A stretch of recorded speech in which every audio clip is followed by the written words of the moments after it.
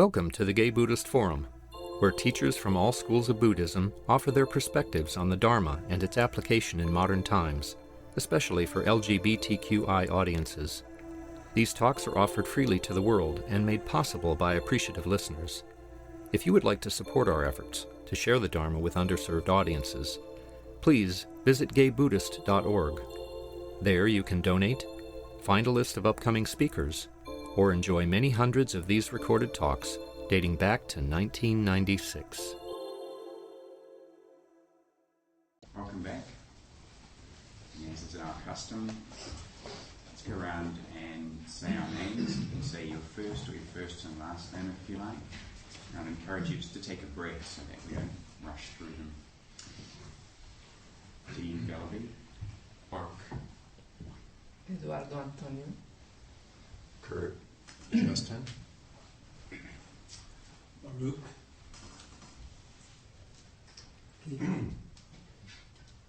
Howard DeFort. Michael. Gary. Carl Wolf. Anthony. Marvin. Peter. Jay. Peter. Bill. Harlan. David. Adam. Charlie. Peter Dell. Peter. Joe. Lee. Jim Stewart. George. Casper. Paul. Dennis. Dexter. Maitri. Rod. Brett. Richard. David. Adrian. Harvey. Jerry. Mark. Peter. Flint. Jack. Ray Dyer. Rudolfo Carvajal. Jim Winners.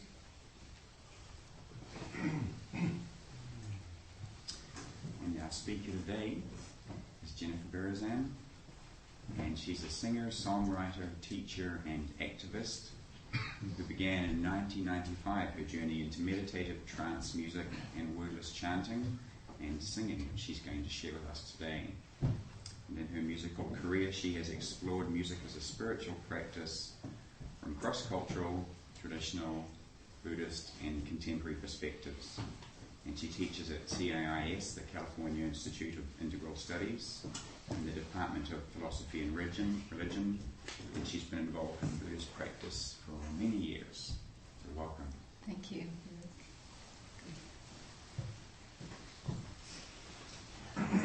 Good morning. It's really a pleasure to be here, and it's quite wonderful to drive into the mission this morning and come through these red doors and find all of you here and know that you come here every Sunday. So it's a beautiful thing to see. So I'm very honored to have been invited to be here with you. I want to start right away with just a little bit of chanting, and we kind of weave together some songs and chants in the next 40 minutes with you and talk a little bit, and that's how we'll spend the time. So just begin with this very simple chant. It's a Tibetan Buddhist chant. And with chanting, you can use the sounds just the way you use your breath in meditation. There's something wonderful about chant as a way into meditation because there's an energy in it. You're creating this sound and this vibration, and the energy can help us stay awake and bring us into the present moment. So this is a chant just made up of 3 what would be considered sacred seed syllables. The sounds that many of you probably have heard. Om, certainly. Ah, Hum. And traditionally they say that the Om is for opening the vision center, the Ah for opening the throat, and Hum for opening the heart. And so just, relax and approach it the same way that you would your meditation. You want to be relaxed but kind of alert, but you don't want to, if you get uncomfortable while we're chanting, just shift your position. You don't have to be like totally stiff with it or anything. I'll start it on a certain note, and you can feel free to, we'll start off together in unison, and then if you can feel free to sing harmonies from that as well, whatever you hear.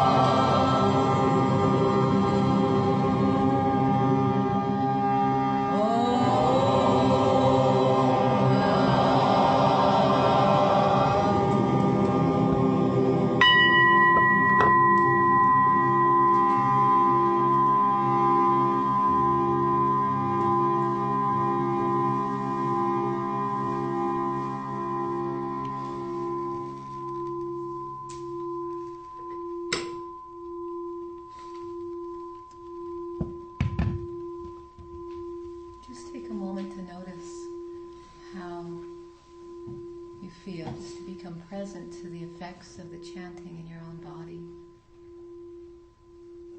Bringing your awareness to your breath and body, feeling yourself as a body.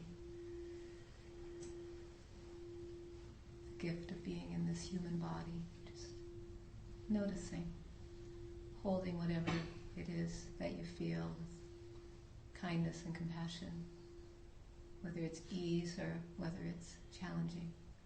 Just being present to it, breathing, relaxing.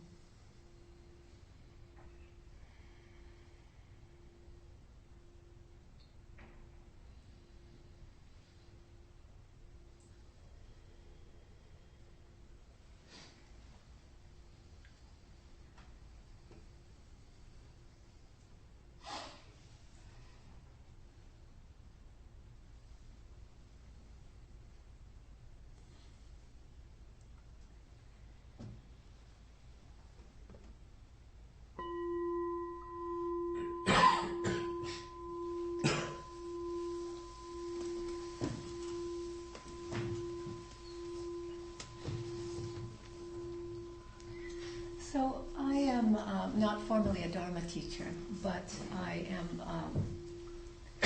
mostly my work in the last number of years has been in the field of music.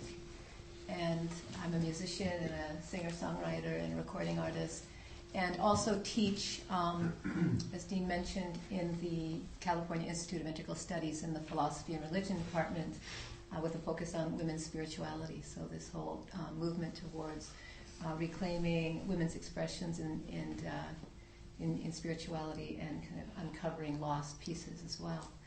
So that's really where I come from. And I was raised in Canada, in the prairies of Alberta, as a young Catholic girl. And, it was a far cry from my life now. And I know we all can trace our journeys and how we got from there to here to there. Every one of us has an amazing story of how it happened. And, I was interested. I had kind of a little bit of a bohemian mother, even though we grew up in the suburbs. She was a free thinker and brought yoga into the house and things like that when nobody was doing it where I was growing up. And at the same time that we were strong Catholics, and so my interest in Eastern traditions that began in about high school was, I had a strong feeling for it, but it was very confusing because, being raised Catholic, you're taught that you shouldn't really mess in those other approaches too much, and it's confusing when you start to open to other things. So for me it was. But I ended up majoring in comparative religion in university and did a lot of study in Buddhism, but it was really more from a kind of academic perspective. And we read a lot of the texts and studied the teachings of the Buddha, but really the Dharma did not seep into me at that point in time. And I was also undergoing a great crisis of faith with leaving behind Catholicism and kind of facing this big void with nothing yet to fill it, and just kind of hanging out there, an existential moment of crisis. And at the same time, I'd come out as a lesbian and was very politically involved and interested in music. And so what does a girl from the prairies do when she's interested in all those things? Well, she packs up her car and moves to California, which is what I did. And of course, you can't live on the West Coast without being exposed to the beautiful traditions of the East. And I came personally more into the Dharma through similar to my friend Eve Decker, I think, who's come here and spoke with you. She talks about there being many gateways into the Dharma, and one of them is suffering and struggle. And I have to say that probably the chaos of my 20s is what took me to the teachings.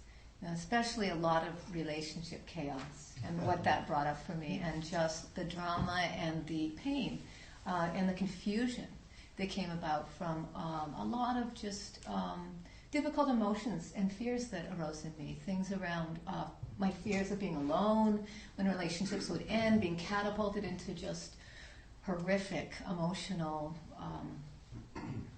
oceans of pain, and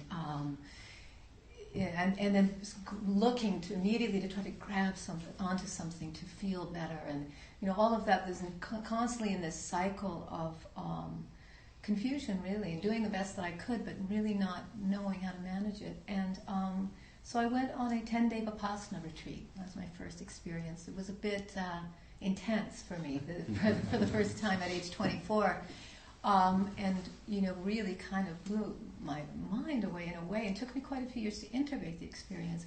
But it started me on the path of the Dharma, and I then discovered some teachers that really resonated for me for their kind of gentle and common sense approaches to teaching. I did a number of retreats with Thich Nhat Hanh, and went to Plum Village in France and sat with him there, and did many retreats with Pema Chodron, very drawn to her teachings, and over the years sat with many different people. So that's sort of the way that I got here. And I was a singer-songwriter and a performer, and also very involved in kind of the sort of neo-pagan communities of trying to create an earth-based spirituality and new ways of being, new ways of relating to spirituality and the sacred, by drawing on indigenous traditions and kind of emerging new traditions, and was doing my music in that context a lot. And then also would start to find that my songs started to take on, even with almost unconsciously, these Buddhist meanings. People would come up to me at concerts and say, "Are you a Buddhist?" And I realized that I was writing the Dharma because it was really a big part of my of the wisdom that I was gaining in my life, and so that was coming forth in my songs. And the other part is, being here is really wonderful for me as a lesbian today, because I was thinking a lot about that sort of merging of my own life, my own path as a lesbian and a Buddhist practitioner, and how they kind of, what they have to say to each other. And when I sort of started to discover that I was a lesbian, it came very naturally, as I know for many of us. I mean, it just happened. It was just who I was. And I had no language for it. I was like in the 8th grade, in junior high school, and fell in love with my best friend. And it was the most natural thing and the most beautiful natural thing that I could imagine. And until I began to name it, and until I started to really let the kind of conditioned reality of the culture around me come in, my experience of being gay was so profoundly whole and right. It just felt completely right. And then, of course, being a Catholic and starting to understand what it actually meant in the cultural context I was in, I mean, I felt like my life would be over if people found out, And I lived this totally secret gay life for a decade, at least. And coming to California, of course, changed everything. But, I thought a lot about the Buddhist teachings, around seeing things as they really are. And the Buddhist teachings are all about cutting through the conditioned mind, cutting through prejudice, cutting through false ways of seeing. And I know that in some ways all of us, anyone who's part of a marginalized group, and being gay, there's a way that we've had to do, I think, a lot of self-exploration over our lifetime, unless we were really lucky and grew up in a completely supportive cultural context. Otherwise, I think we're forced to look really deeply to find our own wholeness, to realize that, to see things as they are, that yes, this is an integral part of who I am, and it's this beautiful, fabulous part, and there is absolutely nothing flawed about me. And to me, those are deep Buddhist teachings. And so I think we all, in some ways, are forced to arrive at that, or we take that journey back to ourselves. At least I did. And so, when I came into Buddhism, definitely there's some cultural and, kind of overlays in different countries. I've traveled a lot to Asia, and Asian Buddhism is quite different from the Buddhism that's emerging in the West. But the deepest teachings, I think, reflect back to us that that who we deeply are, when we uncover who we deeply are, that's the most profound thing that we can do. And so my coming into my own feelings of integration, being a lesbian, has been deeply woven with me being a Buddhist practitioner. And I think whole books could probably be written about all of that. But so it's wonderful for me to be here in that context with you. So I'm going to what I want to do is just share a number of chants and songs with you, and some of them express different aspects of the Dharma, and some are just more traditional, kind of devotional chants from different Buddhist traditions. And they're ways of, depending on the tradition, we'll do some different chants. Some are just really ways to just help us wake up and become present, and others are designed to open us to certain aspects of our true natures, to compassion, to open-heartedness, to wisdom, kindness, those kinds of qualities. And they're all quite simple, and so I just invite you to just relax and enjoy them. And if I sing them in a key that's, you sing wherever you're comfortable with, okay? So I think I want to begin with this beautiful chant from also the Tibetan tradition. There's a deity in Tibet, some of you may know of her. Her name is Tara. And she's probably maybe the most popular deity. You see pictures of her everywhere in tankas. She's beautiful. She emanates in many forms. They say there's 21 Taras. And she's shown in various colors. And her different colors represent different attributes and different qualities. And you can go to a retreat, with a Tibetan Lama, and they do Tara transmissions, where some of you may have been involved in some of this, where you actually meditate on her qualities and her form, and then you take her into your own being, and you become her. And this is very androgynous practices, because the male lamas are the ones usually giving these transmissions. There's also some female lamas now, but she is, chanted to by, of course, men and women alike all around the world. So you can feel free to just, imagine her qualities as part of your being. There are lots of stories about her appearing to people, So there are these stories of her sort of existing as a deity, which doesn't sound very Buddhist in a sort of more Zen way anyways. But the Tibetans do have this range of beautiful deities and many stories about them coming to them. But the deeper teachings really say that ultimately these deities are our own true natures. That in the end, when we awaken to who we truly are, it is the qualities of these deities that awaken in us. So they are also very representative or kind of metaphoric as well. So this is a chant to Green Tara, and I love Green Tara because she's shown always with one leg in lotus position like this. She's totally stable. She knows herself. She's not a martyr. She's not like giving it all away and then has nothing left. She actually has herself so much that she has enormous energy to give to the world. So her other leg is always shown extended. And they say that when you call her name, she comes, that she responds to the needs of the world.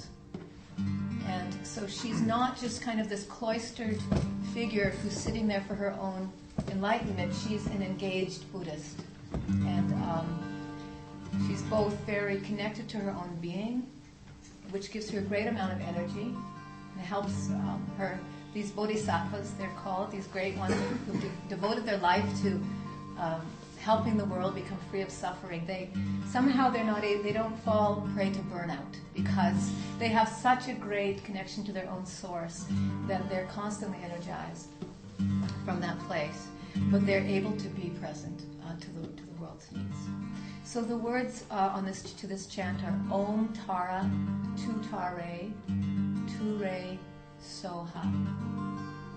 They say that she rescues us from 8 great fears. She transforms all of the negative emotions and qualities into qualities of great attributes of love and compassion and wisdom and courage. They say that she can help with illness and help us hold, not only transform illness, but also hold whatever is happening for us. Be able to hold the 10,000 joys and 10,000 sorrows of our lives with a kind of spaciousness and calm. And they say that she's like a boat that takes us across the seas of confusion and addiction and delusion to the shores of awakening and true understanding and deep sense of well-being. Om Tara Tu Tare Tu Re Soha. Om Tara Tu Tare Tu Re Soha. Om Tara Tu Tare Tu Re Soha. Om Tara Tu Tare Tu Re Soha.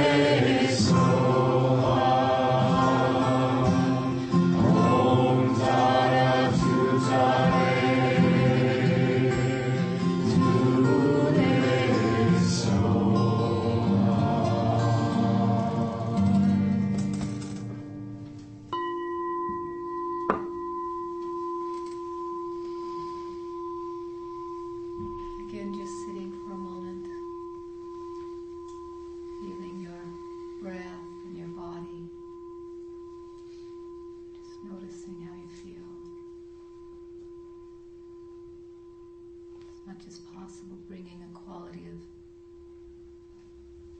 holding to your experience, surrounding it with awareness, open-heartedness.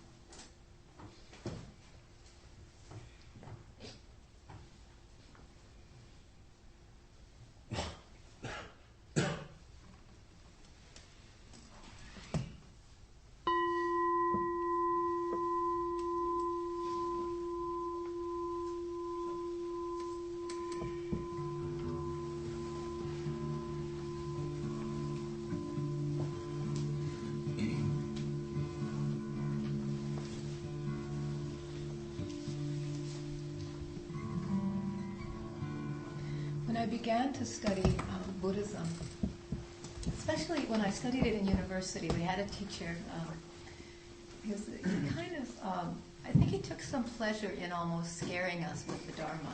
He liked to talk a lot about nothingness and desire and things like that. And before I actually went on my first meditation retreat, I had a lot of kind of concerns about some of those teachings. They worried me. I was afraid that nothingness meant annihilation, and I was afraid that not having desire anymore meant that I would be dead and life would be boring, and all of that.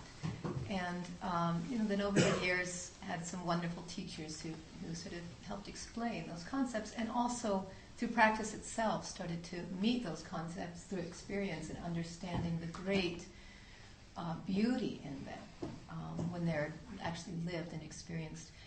And one of the, sometimes I think when some of the teachings come to us through the West, and maybe sometimes it's translated in ways that are hard for us to understand, certainly for me. And this concept of the end of desire, no longer having desire, was one that I've sort of associated with renunciation. Renouncing, because there are some paths, Eastern paths, that are all about renunciation. And the more I started to explore this concept and actually feel a little bit what it was like to have an experience of the end of desire ceasing for a while, I actually experienced it as great relief, and not as a kind of taking away of anything, but of a great filling up. And sometimes I like to call myself a Dharma-loving pagan or a pleasure-loving Buddhist. I'm really all for the middle path, really, And so I'm going to sing this song for you, and I'm introducing it because it's called "The End of Desire." I have my latest album is called "The End of Desire," and I usually play it in non-Buddhist context, so I try to explain it to people that I'm not talking about turning away from everything that is pleasurable and beautiful in life, turning away from the body or sexuality or the feeling of the sun on my skin or these beautiful things. But it's that moment in time when everything that I have is enough, where there's this great feeling of relief to not have to keep wanting something else, something to be a different way. We all know those moments, that great resting that happens, and our whole culture is pushing against that, telling us that we have to have more of something. Our whole economy is built on it. The whole thing is, there's massive, I think, movement, and kind of we're living in this really strong dream that is many ways a nightmare, convincing us that if only I had that relationship, that person, that amount of money, or even in the moment, if only I wasn't sitting here but I was over there. And we all know what that's like because we do meditation practice. It's with us all the time. But then this great grace that happens in those moments, and I know they come to us in different ways in our lives, sometimes through practice, through retreat, being in nature, connection to another person, and suddenly it's as though that ceases in us, and there's just this wonderful being in the present and the beauty of fully inhabiting the present. So this is the end of desire.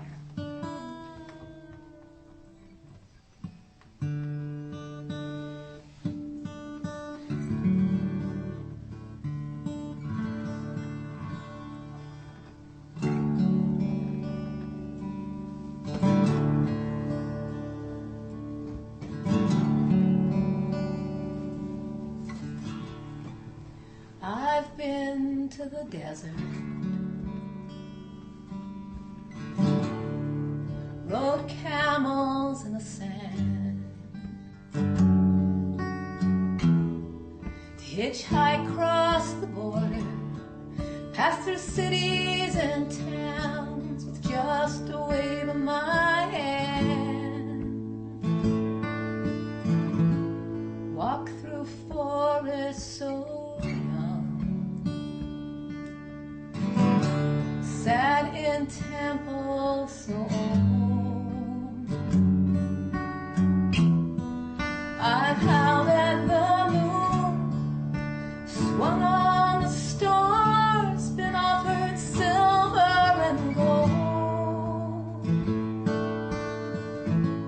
There comes a moment like this.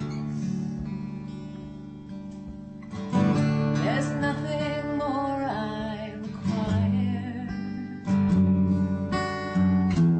I've got everything I need, and there's nothing else to be. It's the end of desire. The end of desire. It's high as a mountain, it's deep as the sea, it's wide as a valley, it's full and it's empty, it's everything I want when my wanting retires, it's all that begins at the end of desire. The end of desire.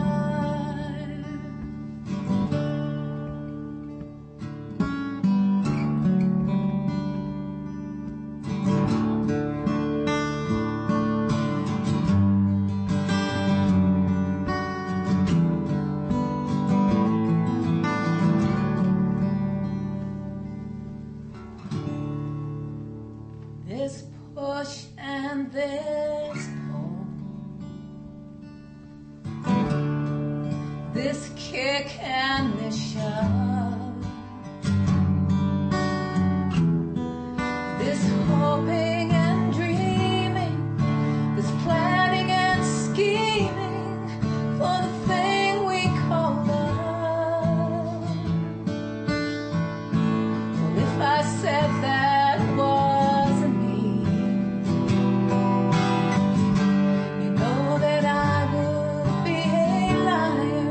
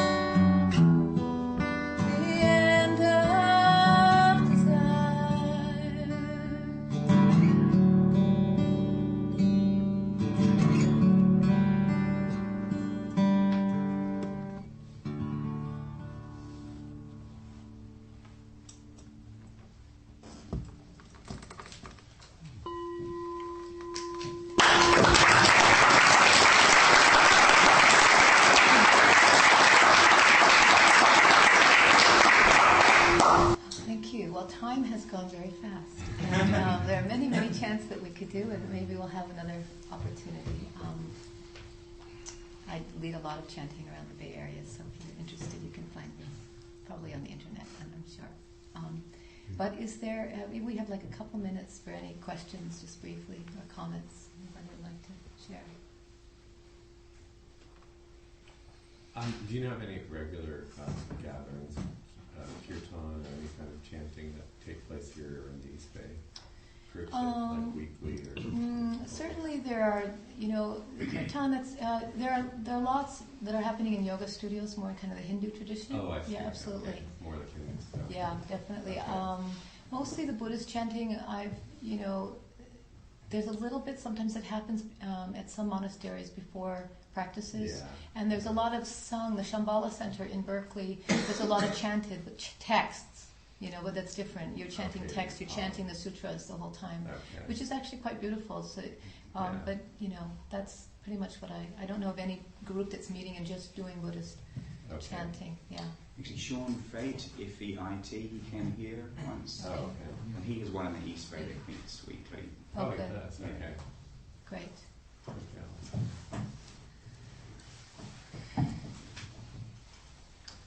I would just like to thank you for a luminous presentation. I really feel that we've been blessed by the spirit of Green Tara. Thank you so much. Pleasure to be here. Yes. I just want to say, I often find out about chanting events through bomob.com. I don't know if you're familiar with that website, but I think it would be great if you could put your events on there as well. So I'd certainly be interested in attending. Great. Yeah, I have you can just look at my name too. My website will come up, and then there's lots of things that I do things at the school and other places. That's a good way to find it. Yeah. I just wanted to thank you so much for actually being a big part of my personal transformation. Your recordings are phenomenal, and returning is something that I meditate to regularly, and it's such an amazing recording. And praises is phenomenal, and she who hears is just so great. So I'm a huge fan, and I love it. Thank you. I didn't even have a chance to talk about any of that. But thank you. Thank you. Yes. I too want to thank you for your presentation. We've been trying to find speakers who are out gay and lesbian people who've learned to integrate their Buddhist practice with their sexuality and to share that with us. I'm wondering how you experience that in other venues. Do you find resistance to your story as a lesbian woman in Buddhist contexts? Well, I am not often in strictly Buddhist contexts. So and the ones that I'm in tend to be very progressive. Like I'll do things at Spirit Rock where there's an openness, and I just sort of assume everybody knows I'm a lesbian because I've been in the community for a long time playing my music. And but normally, I'll do a concert or some kind of event where there's not really an opportunity to speak directly necessarily about this being a lesbian and my, it's just sort of, so coming here and being able to do that's really important for me personally. There's not a lot of opportunities where I get to make those connections, or where I'm really, So, it's like anything, I think. There's, in Northern California, in this area, I feel that there's quite a bit of integration, and a lot of people have done a lot of great work towards that. A lot of people have come out, and a lot more needs to be done. But there's certainly at many of the, certainly Spirit Rock and a few other places, there's a great opening. But I do a lot of work in Korea, and that's a whole other thing. I've been doing world music kind of festivals at a Buddhist monastery there, and it's it's interesting because we live in a bit of a bubble here, as we know, and you go out, especially to another culture like that, and I go with my girlfriend, and suddenly we're not out, and it's rare for me to be in a context like that, and I feel like every time I have to sort of rework with that. It's like those old tapes sometimes show up a little bit, and it's like I have to rework them again. here I am in this culture where this is completely taboo and completely forbidden, and I can feel the fear I have a little bit around it. At the same time, I feel so, like it's been a long time since I even had to address these issues, so it's like I feel very comfortable with who I am, but it's having to do some self-inquiry and, and just when I go with my partner, we have to take some separate space to remind ourselves who we are in that context, because there's not enough reflecting back. I think it's very important. It's why I do the work with women and really do the work with the female deities, because as women we need to have that reflected back, and I think as gay people we have to have ourselves reflected back in the teachers, in the teachings. Yeah. Thank you for being with us. Sure. I wonder if you briefly describe the course you give in CIIS. Is this just like today, just like a little microcosm of it, or is it something different? I know it's this is a little microcosm of it. It's called The Healing Ecstasy of Sound, and it's a cross-cultural look at sound as sort of spiritual and cultural practice throughout the world, and with a focus on female expressions to some degree, but definitely goes broader than that. And it's very experiential. We have guests come in, we have Indian raga singers and drummers, and there's books that we read, and then we create a beautiful evening event for the community where the class kind of we share chants and songs and whatever the class brings to it. So it's very experiential, and there's readings that we do from textbooks, academic kind of focus. Yeah. Did you bring your albums with you? Yes. And will they be available afterwards? Sure. I'll just bring them out here so we can talk more then too. Thank you very much. Okay. Well, thank you so much. It's been a great pleasure. Do you have any announcements? No, maybe you can ask us, I didn't hear it, but somebody asked who's new here for the day. Not yet. Oh. Who's new here? Is anyone here for the first or second time? Years ago, I didn't hear that. Welcome back. 4 years. Second time, long time back. Welcome back again. Second time. And you too. My first time. Oh, first time. Well done. We have a social half an hour, which our host will describe, who is... It's my turn to be a host. Well, welcome. There's some goodies outside. They're all supposed to be organic. That's the best I can say about them. There's tea, and I hope you enjoy some tea. And we would ask that you assist with the cleanup by washing your cup out after you've had your tea. We have a dana bowl for helping support our Sangha, and we recommend or hope that you can find $5 in your pocket or $8 or whatever you have that you can make available to the rest of the Sangha. There's a newcomer sign-up sheet. If you want to get our newsletter or be in touch with us, write down your street address and email address. Sometimes some of us go out for lunch afterwards. We meet around quarter to 1. Yeah, quarter to 1 or so when we're finished with our socializing. So, welcome. I'd be very delighted to talk to any newcomers. Would like to know. I'll help you set up your album. Announcements. Yes, there's a small gay men's retreat happening next weekend in Occidental. Another 2 weekends. It's 2 weeks, sorry. It's the last of March and maybe the 1st of April. But there's still some spaces available. There's only 13 people attending, but there's still a place or two left. If you are interested in attending that, please see me after. I can give you the contact information. Or see Jim Stewart. The speaker for next week is Evan Cabernet? Say that again? Cabernet. So some of you know him. He's the executive director at Spirit Rock, and I was really interested to learn about him. He lives, apparently he's been to the Sangha before, and he lives in San Francisco with his partner and was married in 2004 at City Hall. So he's very excited about coming.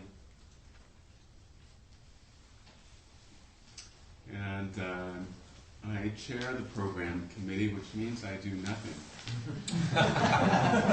But make these little announcements like, kudos to Barack, who's Baruch.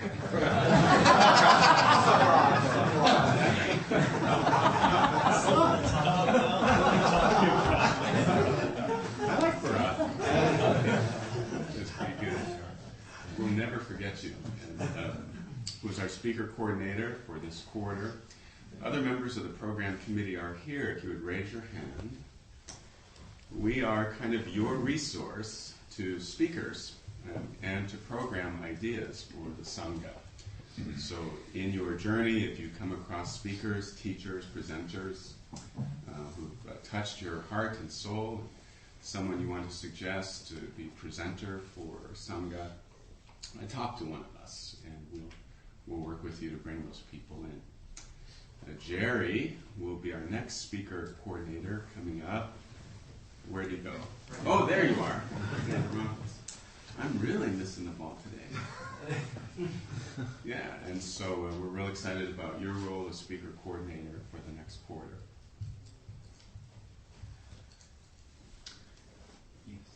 Yeah, my name is Dennis. I've been coming here off and on for the last 3 years, and I don't come every Sunday. I come when I can.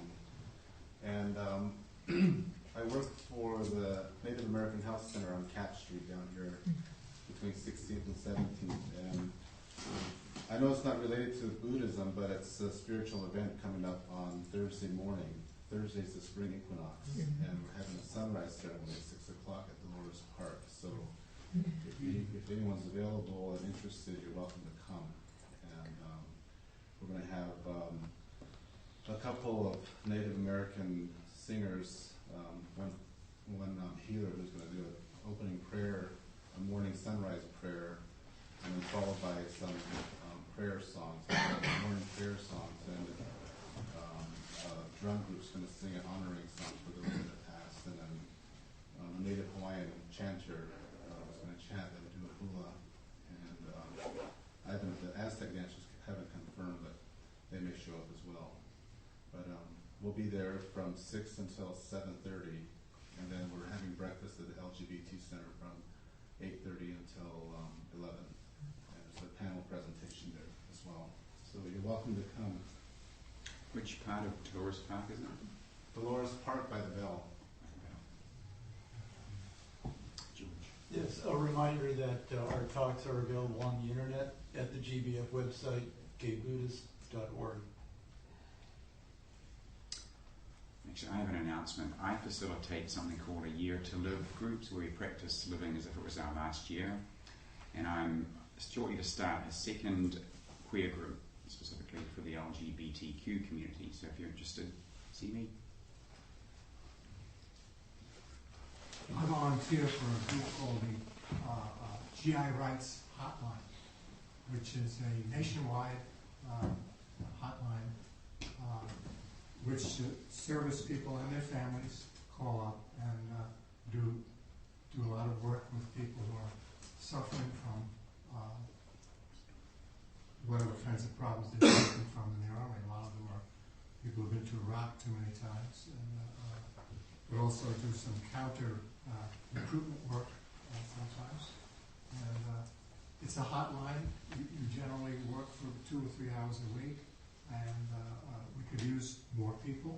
It's here in San Francisco. It's very simply located. I'm in one in Oakland. There's 2 of us. So if anybody's interested in this kind of work or finding out more about it, it's very interesting, and I mean, it's not interesting. It's very satisfying, and it can sometimes be very powerful, depending on what you get. If anybody's interested in volunteering, appreciate it.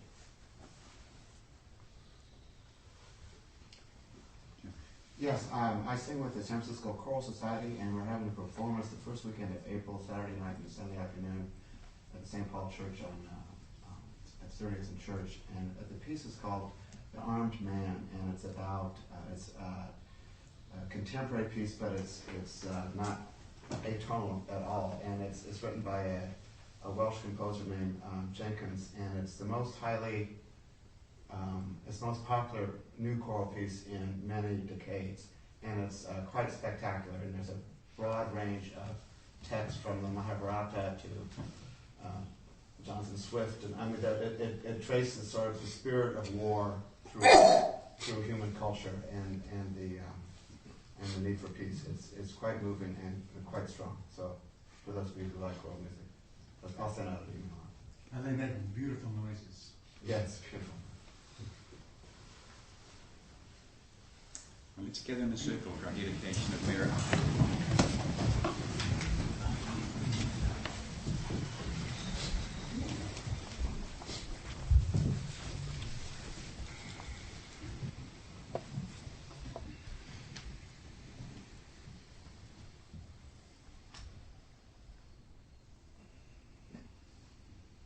We dedicate all of the goodness that we've created through our practice, all those in this community, all beings who live around us in these streets and homes throughout this city and beyond, across the oceans, to all beings everywhere in all countries, to the great rivers, to the forests,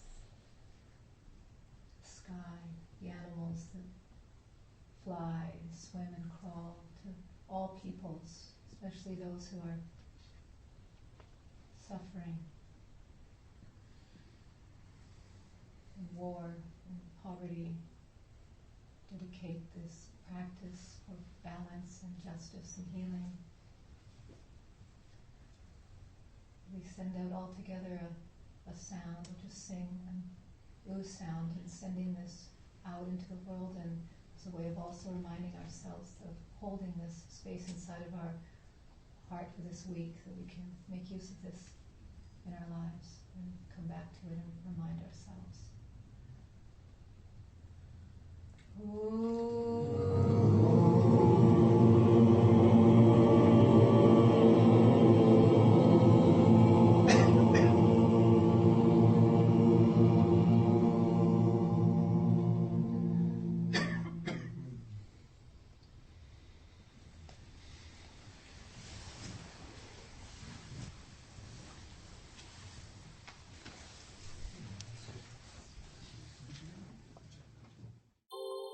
Thank you for listening to the Gay Buddhist Forum.